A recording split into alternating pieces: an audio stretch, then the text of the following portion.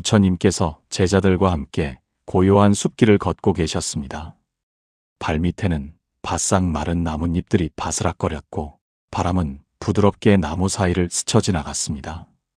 태양은 붉은 빛을 토해내며 서쪽 하늘로 서서히 저물어가고 있었고 제자들의 발걸음은 하루의 탁발을 마치고 지친 기색이 역력했습니다. 하지만 그들의 눈빛만은 맑고 평온하게 빛나고 있었습니다. 그때 무리 중에서 유독 어두운 표정을 짓고 있던 아난다 존자가 걸음을 멈추고 입을 열었습니다. 세존이시여, 어리석은 제자가 한 가지 가르침을 청하고자 합니다. 부처님께서는 걸음을 멈추시고 뒤를 돌아보셨습니다. 자애로운 미소가 부처님의 입가에 번졌습니다. 그래, 마음에 품은 의문이 있다면 주저하지 말고 말해보아라. 아난다 존자는 고개를 깊이 숙이며 무거운 목소리로 물었습니다. 세존이시여, 세상을 살아가다 보면 스쳐 지나가는 가벼운 인연들은 오히려 다루기 쉽습니다. 서로에게 기대하는 바가 없기에 상처받을 일도 없습니다. 하지만 참으로 이상한 일입니다. 나에게 가장 소중한 사람, 내가 가장 아끼고 사랑하는 사람, 나와 가장 가까운 인연일수록 왜 이토록 다루기가 어렵고 고통스러운 것입니까? 가장 큰 기쁨을 주어야 할 사람들이 어찌하여 가장 깊은 상처의 원인이 되는 것인지요? 부처님께서는 아난다 존자의 질문을 들으시고는 길가에 우뚝 솟은 두 그루의 거대한 보리수 나무를 가리키셨습니다. 아난다여, 저기 있는 두 그루의 나무를 보아라. 저 두 나무는 아주 오래전 어느 어리석은 농부가 두 씨앗을 너무 가까운 곳에 나란히 심으면서 시작되었단다. 처음 새싹이 돋아날 때만 해도 그들은 서로를 의지하며 거센 비바람을 견뎌냈을 것이다. 작고 여린 잎사귀들은 서로를 감싸 안으며 따뜻하게 지켜주었겠지. 하지만 세월이 흘러 나무가 자라면서 어떤 일이 벌어졌겠느냐? 나무의 기둥이 두꺼워지고 가지가 사방으로 뻗어나가면서 그들은 필연적으로 서로의 햇빛을 가리게 되었다. 땅속의 뿌리들은 한정된 물과 양분을 차지하기 위해 무자비하게 얽히고 설켜 서로를 찌르고 짓눌렀단다. 결국 한 나무는 햇빛을 보지 못해 가지가 비틀어졌고 다른 한 나무는 뿌리가 썩어 들어가며 서서히 병들어갔느니라. 아난다여, 만약 저 두 나무가 서로를 사랑하여 영원히 함께하고자 했다면 애초에 씨앗을 심을 때부터 각자가 온전히 자라날 수 있는 충분한 거리를 두었어야만 했느니라. 부처님께서는 나무로 다가가 거칠어진 껍질을 부드럽게 어루만지시며 다시 말씀하셨습니다. 사람의 인연도 이와 한치도 다르지 않느니라. 우리는 누군가를 소중하게 여길수록 그와 나 사이의 모든 거리를 없애려고만 한다.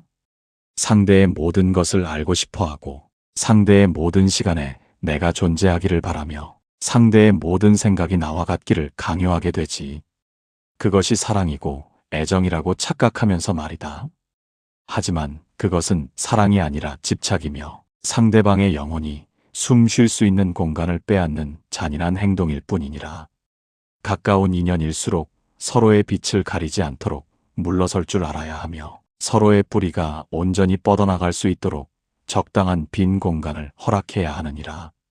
그 빈 공간 속에서만 비로소 진정한 존중과 이해가 피어나는 법이란다. 이야기를 듣고 계신 여러분, 우리 삶의 인연도 이 두 그루의 보리수나무와 전혀 다르지 않습니다. 우리는 가족이라는 이름으로, 오랜 친구라는 이유로, 사랑하는 연인이라는 핑계로 가장 가까운 사람들의 숨통을 무의식적으로 조이고 있지는 않은가요? 우리가 가장 빈번하게 저지르는 실수는 가까운 사람일수록 나와 모든 것을 공유해야 하고 나와 같은 방식으로 세상을 바라보아야 한다고 믿는 데서 출발합니다. 자식이 내 뜻대로 자라주지 않을 때 느끼는 배신감, 배우자가 내 마음을 몰라줄 때 밀려오는 지독한 서운함, 절친한 친구가 나와 다른 선택을 할 때 느끼는 소외감. 이 모든 고통스러운 감정들은 사실 상대방의 잘못이 아닙니다. 그것은 상대방과 나 사이에 존재해야 할 건강한 거리를 인정하지 못하는 우리 자신의 집착에서 비롯된 것입니다. 난로의 불빛이 아무리 따뜻하고 아름답다 하더라도 우리가 불꽃 속으로 손을 집어넣으면 결국 화상을 입고 맙니다. 불의 따뜻함을 온전히 누리기 위해서는 불꽃이 나를 태우지 못할 만큼의 적당한 거리를 반드시 유지해야 합니다. 인간관계도 마찬가지입니다. 가장 중요한 인연일수록 오히려 한 걸음 뒤로 물러서서 바라보는 연습이 필요합니다. 상대방을 내 뜻대로 통제하려는 마음을 내려놓고 그 사람 자체의 고유한 결을 인정하며 바라보아 주십시오. 바람이 두 나무 사이를 자유롭게 넘나들 수 있을 때 비로소 숲이 건강해지듯이 관계 속에서도 서로를 구속하지 않는 맑은 바람이 통할 수 있는 공간을 남겨두어야만 우리는 서로를 잃지 않을 수 있습니다.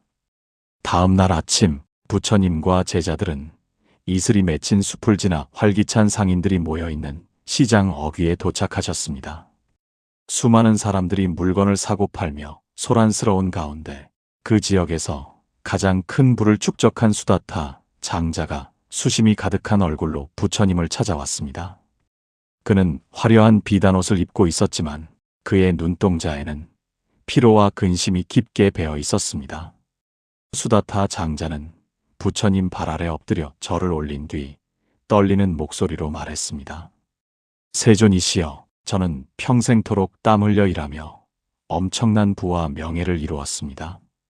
제가 가진 이 모든 것을 저의 유일한 아들에게 고스란히 물려주고자 최고의 스승을 모셔다 가르침을 주었고 가장 훌륭한 환경을 만들어 주었으며 그가 실패하지 않도록 모든 길을 평탄하게 닦아 놓았습니다. 하지만 제 아들은 저의 이런 눈물겨운 정성을 비웃기라도 하듯 제가 정해놓은 길을 거부하고 집을 나가 가난한 음악가가 되겠다고 선언했습니다. 제가 아들을 위해 바친 그 긴 세월과 사랑이 완전히 부정당한 것 같아 가슴이 찢어집니다. 가장 아끼는 핏줄마저 제 마음대로 되지 않으니 저는 대체 어찌해야 좋단 말입니까? 부처님께서는 수다타 장자의 절망 어린 호소를 묵묵히 들으시고는 근처에 고요하게 찰랑거리는 맑은 호숫가로 그를 데리고 가셨습니다. 수다타 장자여, 저 호수의 맑은 물을 두 손으로 가득 떠보아라. 수다타 장자는 부처님의 말씀대로 물가로 다가가 두 손을 모아 물을 듬뿍 떠올렸습니다. 이제 그 물을 단 한 방울도 흘리지 않겠다는 마음으로 두 주먹을 아주 꽉 쥐어보아라. 수다타 장자가 물을 놓치지 않으려 안간힘을 쓰며 주먹을 강하게 틀어쥐자 손바닥에 고여있던 물은 손가락 사이에 미세한 틈을 타고 순식간에 모두 빠져나가 버렸습니다. 아무리 세게 쥘수록 물은 더 빨리 새어나갔고 결국 그의 손에는 축축한 습기만이 허망하게 남아 있었습니다. 부처님께서는 텅 빈 그의 손을 가리키시며 말씀하셨습니다. 보아라, 내가 소중한 것을 영원히 소유하고자 강하게 움켜쥘수록 그것은 오히려 너를 빠져나가 사라져버리고 마느니라. 이제 다시 두 손을 물에 담그고 그저 부드럽게 손바닥을 펼쳐 물을 담아보아라. 수다타 장자가 긴장을 풀고 손바닥을 오목하게 모은 채 가만히 기다리자 맑은 물은 그의 손 안에서 고요하게 머물며 찰랑거렸습니다. 수다타 장자여, 사람의 마음을 대하는 법도 이 호수의 물을 다루는 것과 똑같느니라. 내가 아들을 진정으로 사랑한다는 이유로 그의 인생을 내 뜻대로 통제하고 움켜쥐려 할수록 아들의 마음은 내 손가락 사이를 빠져나가는 물처럼 너를 멀리 떠나버릴 것이다. 내가 베푼 사랑과 정성은 오직 내 기준에서의 완벽함이었을 뿐 아들의 영혼이 진정으로 목말라 하는 것은 아니었단다. 진정한 사랑은 상대를 내 틀 안에 가두어 억지로 쥐어짜는 것이 아니라 손바닥을 부드럽게 펼쳐 그가 편안히 머물 수 있도록 너그러운 자리를 내어주는 것이다. 내가 통제하려는 그 폭력적인 마음을 내려놓을 때 비로소 아들의 마음은 온전한 모습으로 내 곁에 고요히 머물게 될 것이니라. 이야기를 듣고 계신 여러분, 이 수다타 장자의 텅 빈 주먹이 혹시 지금 우리의 모습은 아닌지 깊이 돌아보아야 합니다. 우리는 흔히 사랑과 헌신이라는 아름다운 단어로 우리의 통제욕을 교묘하게 포장하곤 합니다. 다 너를 위해서 하는 말이야. 내가 살아봐서 아는데 이게 정답이야. 이런 말들 뒤에는 결국 상대방이 내 뜻대로 움직여주기를 바라는 이기적인 욕망이 숨어 있습니다. 우리는 우리가 사랑하는 사람의 인생마저도 대신 살아줄 수 있다고 오만하게 착각합니다. 하지만 인간은 누구나 자신만의 고유한 삶의 궤도를 가지고 태어납니다. 내가 아무리 좋은 의도를 가지고 있다 한들 타인의 삶을 내 마음대로 조종하려는 시도는 필연적으로 저항과 갈등을 불러일으킬 뿐입니다. 소중한 인연일수록 우리는 그들의 선택을 존중하고 묵묵히 지켜보는 용기를 가져야 합니다. 그들이 때로는 넘어지고 실패하더라도 그 실패조차 그들 스스로 겪어내야 할 귀중한 삶의 과정임을 인정해 주어야 합니다. 우리의 역할은 그들의 길을 대신 걸어주는 것이 아니라 그들이 지쳐 쓰러졌을 때 언제든 돌아와 쉴 수 있도록 두 손을 부드럽게 펼치고 기다려주는 빈 공간이 되어주는 것, 오직 그것뿐입니다. 강하게 움켜쥔 주먹으로는 결코 사람의 마음을 잡을 수 없음을 명심하십시오. 며칠이 지나고 하늘에 먹구름이 짙게 깔리며 세찬 빗줄기가 대지를 때리기 시작했습니다. 부처님과 제자들은 비를 피하기 위해 깊은 숲속에 낡고 조그마한 오두막으로 몸을 피하셨습니다. 거센 비바람 소리가 귓가를 때리는 가운데 평소 묵묵히 밭을 갈며 성실하게 수행하던 우파리 제자가 어두운 얼굴로 부처님 앞에 나섰습니다. 그의 눈가에는 깊은 상실감과 슬픔이 묻어났습니다. 세존이시여, 제 마음속에 씻을 수 없는 큰 상처가 생겨 괴로움에 몸부림치고 있습니다. 저에게는 어린 시절부터 모든 것을 함께 나누었던 피보다 진한 벗이 하나 있었습니다. 저는 그 친구를 위해 제 모든 것을 내어주었고 그의 기쁨을 나의 기쁨으로, 그의 슬픔을 나의 슬픔으로 여기며 살아왔습니다. 하지만 얼마 전 그 친구는 아주 사소한 오해로 인해 저에게 세상에서 가장 모진 말들을 쏟아냈습니다. 제 진심을 철저히 짓밟고 저를 기만자라 비난하며 등을 돌렸습니다. 제가 가장 믿고 의지했던 사람의 입에서 나온 그 날카로운 비수 같은 말들이 귓가에 맴돌아 단 하루도 편히 잠을 이룰 수가 없습니다. 다른 이도 아닌 가장 중요한 인연에게 받은 이 지독한 배신감과 상처를 어찌 다스려야 한단 말입니까? 부처님께서는 빗물이 새어들어오는 오두막의 작은 창밖을 가만히 내다보셨습니다. 창밖에는 폭우 속에서도 꿋꿋하게 피어난 진흙탕 속의 연꽃들이 비바람에 이리저리 흔들리고 있었습니다. 우파리여, 저 밖의 진흙탕에서 피어난 연꽃을 가만히 지켜보아라. 연꽃이 뿌리를 내리고 있는 저 진흙탕은 냄새나고 더럽고 척박한 곳이다. 하지만 연꽃은 그 진흙을 원망하며 자신의 뿌리를 뽑아 다른 곳으로 도망치려 하지 않는다. 오히려 그 더러운 진흙 속의 양분을 묵묵히 빨아들여 그 어떤 꽃보다도 맑고 아름다운 향기를 세상에 피워내느니라. 진흙이 더럽다고 해서 연꽃의 본성마저 더러워지는 것은 결코 아니란다. 우파리여, 내 친구가 너에게 던진 모진 말들과 오해는 그저 냄새나는 진흙 한 줌일 뿐이다. 내가 진정한 연꽃이라면 그 진흙이 튀었다고 해서 너 스스로가 더러워졌다고 슬퍼할 이유가 전혀 없느니라. 사람은 누구나 자신의 마음속에 있는 것을 밖으로 내뱉는 법이다. 내 친구가 독이 든 말을 뱉어낸 것은 내가 악해서가 아니라 그 순간 그의 마음속에 분노와 어리석음이라는 독이 가득 차 있었기 때문이다. 그가 던진 독화살을 내 가슴에 스스로 꽂아넣고 상처받기를 선택하는 것은 오직 너 자신의 어리석음일 뿐이다. 가장 가까운 사람이 너에게 상처를 주려 할 때 그 상처를 거부하고 받아들이지 않으면 그 상처는 결국 그것을 던진 사람의 몫으로 고스란히 돌아가게 되느니라. 너는 그저 묵묵히 내 마음의 청정함을 지키며 비바람이 지나간 자리에 다시 아름답게 피어날 연꽃처럼 너 자신을 굳건히 지켜내면 그만이니라. 이야기를 듣고 계신 여러분, 우리가 살아가면서 겪는 가장 끔찍한 고통 중 하나는 가장 믿었던 사람에게 억울하게 오해를 받거나 비난을 받는 순간입니다. 우리는 그런 순간에 본능적으로 분노하며 변명하려 들고 나아가 똑같이 독서를 내뱉어 상대방을 공격함으로써 내 상처를 보상받으려 합니다. 하지만 부처님의 가르침은 우리에게 전혀 다른 길을 제시합니다. 누군가 나에게 더러운 오물 같은 말을 던졌을 때 그 오물을 두 손으로 넙죽 받아들고 내 얼굴에 바를 필요가 있을까요? 상대방이 던진 그 분노의 쓰레기를 내가 수령하지 않는다면 그 쓰레기는 여전히 상대방의 손에 더럽게 남아있을 뿐입니다.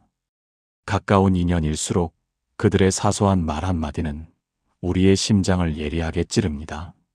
하지만 그것은 우리가 그 사람에게 내 감정을 뒤흔들 수 있는 막강한 권력을 스스로 쥐어주었기 때문입니다. 어떤 중요한 인연 앞에서도 내 마음의 주도권을 잃어서는 안 됩니다. 상대방이 불안과 분노에 휩싸여 폭풍우처럼 몰아칠 때 같이 휩쓸려 비바람이 되지 마십시오. 그저 고요하고 깊은 침묵의 방패를 들어올리고 그 폭풍우가 스스로 지쳐 물러날 때까지 단단히 뿌리 박힌 연꽃처럼 그 자리를 지켜보십시오. 그것이 나 자신을 지키고 더 나아가 그 망가진 인연조차 궁극적으로 구원할 수 있는 유일하고도 강인한 방법입니다. 계절이 바뀌어 차가운 바람이 산봉우리를 휘감는 어느 늦은 가을날이었습니다. 부처님과 제자들이 험준한 산맥을 넘어 한 나라의 수도에 당도했을 때 그 나라를 다스리던 늙고 병든 파세나디 왕이 쓸쓸한 모습으로 부처님을 찾아왔습니다. 한때 천하를 호령하며 막강한 권력을 누렸던 그의 등은 한없이 굽어 있었고 깊게 패인 주름 사이로는 허무함이 짙게 흘러내리고 있었습니다. 파세나디 왕은 화려한 왕관을 땅에 내려놓으며 탄식하듯 말했습니다. 위대한 세존이시여, 제 삶은 이제 겨울의 문턱에 서 있습니다. 제가 젊고 힘이 넘칠 때 제 주변에는 수많은 충신들과 저를 따르는 친구들이 구름대처럼 몰려들었습니다. 우리는 피를 나누며 영원한 우정을 맹세했고 죽음이 우리를 갈라놓을 때까지 변치 않을 것이라 굳게 믿었습니다. 하지만 세월이 흘러 제 머리가 하얗게 새고 권력이 서서히 저물어가자 저에게 영원을 맹세했던 그 수많은 인연들은 마치 썰물 빠지듯 제 곁을 떠나버렸습니다. 가장 아꼈던 신하는 제 등을 찌르고 새로운 권력자에게 아부하기 바쁘고 친형제보다 가까웠던 벗들마저 저를 번거로운 늙은이 취급하며 서늘하게 외면하고 있습니다. 저의 모든 것을 주었던 그 중요한 인연들이 이토록 허망하게 변해버리다니 사람의 마음이라는 것이 어찌 이토록 가볍고 간사한 것입니까? 이 깊은 배신감과 뼛속까지 시린 고독을 어찌 감당해야 합니까? 부처님께서는 파세나디 왕의 어깨를 덮고 있는 차가운 가을바람을 느끼시며 산등성이를 붉게 물들이며 바닥으로 떨어져 뒹구는 수많은 낙엽들을 조용히 가리키셨습니다. 대왕이여, 저기 바람에 떨어져 날리는 낙엽들을 가만히 바라보십시오. 봄이 오면 나무는 푸르고 생기 넘치는 새잎을 틔워내고 그 잎사귀들은 여름 내 나무에게 시원한 그늘과 생명력을 선물합니다. 나무와 잎사귀는 서로가 없어서는 안 될 가장 완벽하고 소중한 인연처럼 보이지요. 하지만 차가운 가을바람이 불어오면 아무리 단단히 붙어있던 잎사귀라도 결국 색이 바래고 가지에서 떨어져 나가게 됩니다. 대왕이여, 그때 나무가 떠나가는 낙엽을 붙잡고 배신자라 욕하며 통곡하겠습니까? 아니면 떠나는 잎사귀를 억지로 붙잡기 위해 발버둥을 치겠습니까? 나무는 그저 다가오는 겨울을 조용히 받아들일 뿐입니다. 자연의 이치가 그러하듯 세상의 모든 인연에는 봄날의 만남이 있으면 반드시 가을날의 이별이 따르는 법이니라. 모든 것은 끊임없이 변한다는 무상의 진리를 대왕께서는 잊으셨습니다. 사람의 마음이 변하는 것은 그들이 특별히 악해서가 아니라 계절이 바뀌면 잎이 지듯 조건이 다하여 자연스럽게 일어나는 현상일 뿐입니다. 과거의 그 뜨거웠던 맹세도 그 순간에는 진실이었고 지금 차갑게 식어 떠나가는 마음 또한 지금의 진실일 뿐입니다.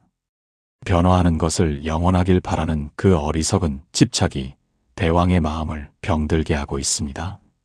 중요한 인연일수록 그들이 내 곁에 머물렀던 그 찰나의 시간에 감사하고 인연의 끈이 닿하여 멀어질 때는 낙엽을 떨어뜨리는 나무처럼 기꺼이 손을 놓아주어야 합니다.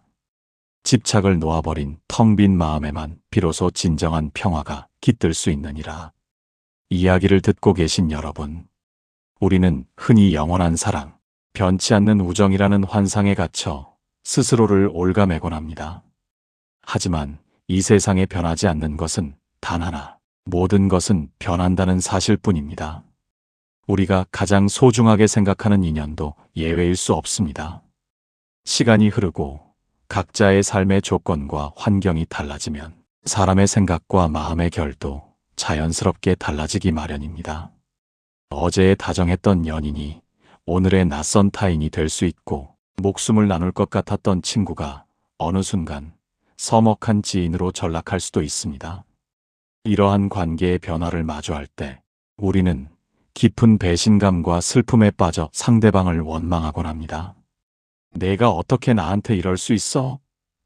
내가 변했구나. 하지만 타인의 변화를 원망하는 것은 흘러가는 강물을 향해 왜 멈추어 있지 않느냐고 소리치는 것과 같습니다. 인연은 마치 바람과 같아서 내가 붙잡으려 손을 움켜쥐면 빠져나가고 맙니다. 나를 떠나가는 인연, 나와 멀어지는 사람들을 억지로 되돌리려 에너지를 낭비하지 마십시오. 그들이 내 삶의 무대에 잠시 머물며 아름다운 연기를 보여주었던 그 찬란했던 시간에만 깊이 감사하십시오. 계절이 지나면 무대를 내려가는 것이 자연의 섭리입니다. 가장 깊은 인연조차도 언젠가는 떠나보내야 할 손님처럼 여기는 담담한 마음가짐. 그것이 우리가 변화무쌍한 인간관계 속에서 상처받지 않고 내면의 단단한 평정을 유지할 수 있는 가장 고귀한 지혜입니다. 다시 계절이 돌아 따뜻한 봄 기운이 만물을 깨우는 어느 날 저녁이었습니다. 부처님과 제자들은 하루의 수행을 마치고 숲속 공터에 피워놓은 작은 모닥불 주위에 둥글게 둘러앉았습니다. 타닥타닥 타오르는 장작 소리만이 고요한 어둠을 부드럽게 채우고 있었습니다. 그때 제자들 중 가장 엄격하게 고행을 실천하던 마하가섭 존자가 불꽃의 일렁임을 물끄러미 바라보다가 차분한 목소리로 질문을 던졌습니다. 세존이시여, 오늘 주신 가르침들을 깊이 새겨보니 한 가지 커다란 두려움이 밀려옵니다. 가까운 사람에게 거리를 두어야 하고 기대를 내려놓아야 하며 언젠가 변하고 떠날 것임을 안다면 우리는 대체 왜 사람을 사랑하고 인연을 맺어야 하는 것입니까? 모든 것이 그토록 허망하고 상처가 될 뿐이라면 차라리 세상의 모든 인연을 끊어버리고 홀로 고립되어 무감각하게 살아가는 것이 가장 안전한 길이 아니겠습니까? 어떻게 해야 집착으로 인한 고통은 피하면서도 메마르지 않은 따뜻한 마음으로 세상과 사람들을 품을 수 있는 것인지 가르침을 주시옵소서. 부처님께서는 온화한 미소와 함께 밤하늘에 밝게 빛나는 보름달을 우러러 보셨습니다. 마하가섭이여, 저 하늘에 떠있는 둥근 달을 쳐다보아라. 저 달은 세상을 환하게 비추기 위해 자신의 빛을 차별 없이 모두에게 쏟아붓는다. 하지만 달은 자신이 비추는 강물이 마른다고 해서 함께 말라붙지 않으며 바람이 분다고 해서 함께 흔들리지도 않느니라. 달은 그저 그 자리에 고요히 머물며 묵묵히 빛을 비출 뿐이다. 참된 사랑과 자비란 바로 저 달빛과 같아야 하느니라. 만약 내가 추위를 피하고자 저기 타고 있는 모닥불 속으로 뛰어든다면 너는 순식간에 끔찍한 화상을 입고 잿더미가 되어버릴 것이다. 불이 무섭다고 해서 불에서 너무 멀리 떨어지면 너는 차가운 밤의 얼음장 같은 추위에 덜덜 떨어야 하겠지. 지혜로운 자는 불의 온기를 감사히 누리면서도 결코 불꽃 안으로 뛰어들지 않으며 불을 사랑하면서도 불과 적당한 거리를 유지하는 법을 아는 자이니라. 마하가섭이여, 인연을 피하여 도망치는 것은 두려움에 사로잡힌 비겁한 도피일 뿐이다. 너는 사람들을 뜨겁게 사랑하되 그 사랑에 끈적한 집착을 묻히지 말아야 한다. 내가 누군가에게 온기를 나누어 주었다면 그것으로 족할 뿐 그 대가로 상대방의 마음을 돌려받으려 하지 말아라.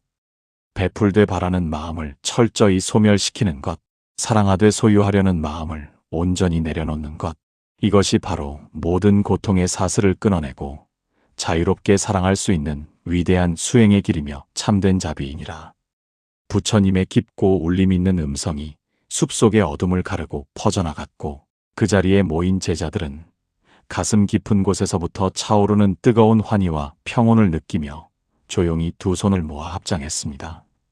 이야기를 듣고 계신 여러분, 우리는 늘 상처받는 것이 두려워 마음의 문을 굳게 닫아버릴까 고민하곤 합니다. 하지만 부처님께서는 우리에게 인연을 피하라고 말씀하시지 않았습니다. 오히려 더욱 지혜롭고 성숙한 방식으로 맑게 사랑하라고 가르치십니다. 중요한 인연일수록 우리는 내가 준 만큼 돌려받아야 한다는 거래의 마음표를 찢어버려야 합니다. 내가 베푼 친절과 헌신은 내 마음이 원해서 한 나의 선택일 뿐입니다. 그것을 무기로 상대방에게 부채감을 지우고 보상을 요구하는 순간, 가장 아름다웠던 관계는 가장 끔찍한 지옥으로 돌변하게 됩니다. 태양은 자신이 비추는 꽃에게 내가 빛을 주었으니 나에게 향기를 바쳐라라고 요구하지 않습니다. 그저 조건 없이 쏟아부을 뿐입니다. 우리도 그렇게 살아가야 합니다. 가장 아끼는 사람들을 향해 맑고 깨끗한 마음으로 최선을 다하되 돌아서면 그 마음조차 깨끗이 잊어버리는 무소유의 사랑을 실천해 보십시오. 상대방을 내 삶의 결핍을 채워줄 도구로 바라보지 말고 각자의 궤도를 도는 두 개의 별처럼 적당한 거리를 두고 서로를 빛내주는 존재로 바라보십시오. 기대가 없으면 실망도 없습니다. 집착을 버리면 두려움도 사라집니다. 여러분이 움켜쥐고 있던 그 끈적한 통제와 기대의 소나기를 풀어버리는 순간, 오히려 여러분의 곁에 있는 중요한 인연들은 훨씬 더 자유롭고 편안한 호흡으로 여러분의 곁에 더 오래, 더 아름답게 머물게 될 것입니다. 부처님의 지혜는 이처럼 수천 년의 세월을 뛰어넘어 오늘날 복잡하게 얽힌 우리의 삶과 인간관계에도 눈부신 해답의 빛을 비춰주고 있습니다. 가장 중요한 인연일수록 쉽지 않은 것은 당연한 이치입니다.